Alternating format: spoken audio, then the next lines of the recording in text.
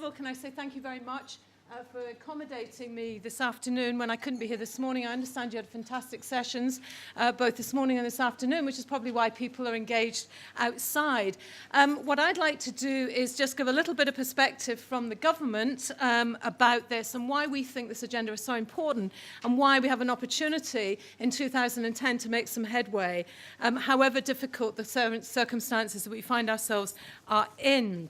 And I wonder if I can begin first by just saying, following on from this morning, and I don't intend to go through these in any detail, but if we think that this agenda is difficult, I want you to recognize that actually there's a reason for that. Not because gender inequality hasn't been something that we've been wrestling with for quite some time, but because the issues that underpin it are long-standing, they're persistent, and they're in our structures and our systems. That makes it hard for us just to find simple solutions to resolving what are long-standing and difficult questions.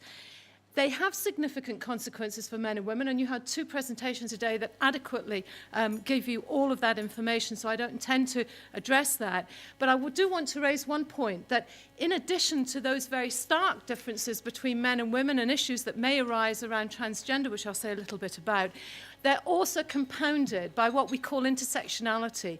Men and women don't all come in one look, in one size, and in one character. We have huge diversity, and that can often compound the difficulties or the disadvantage that may be created. I'll give you one example. If you're a disabled woman, the issues you may confront may be particular to being a disabled woman, not about being a disabled person or being a woman.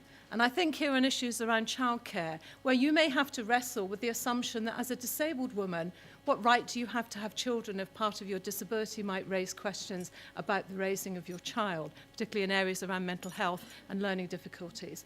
So the questions that about intersectionality are really important, and we should remember that in the work that we do.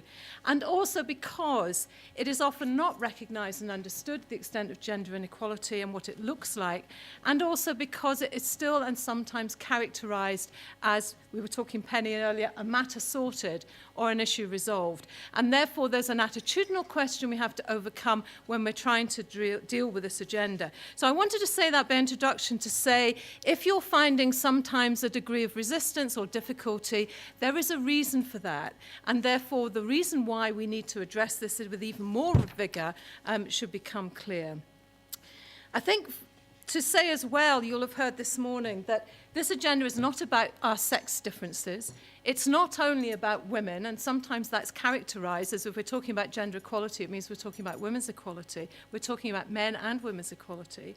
But it's also about transgender. It's about people who are making a transition between in terms of their gender, and for whose needs may well be very distinct from either men or women. And we shouldn't just think about our solutions only being those that are addressed singularly through a lens of female or male. We need to think about transgender in its particularity.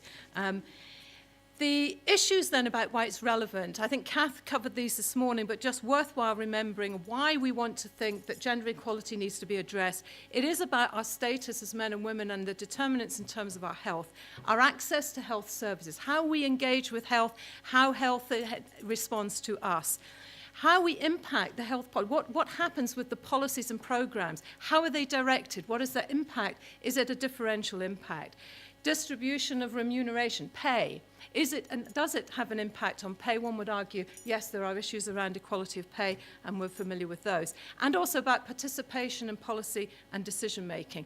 Who's making the decisions? How are those decisions being made, and to what extent do they reflect an understanding between the gender and the issues of gender equality?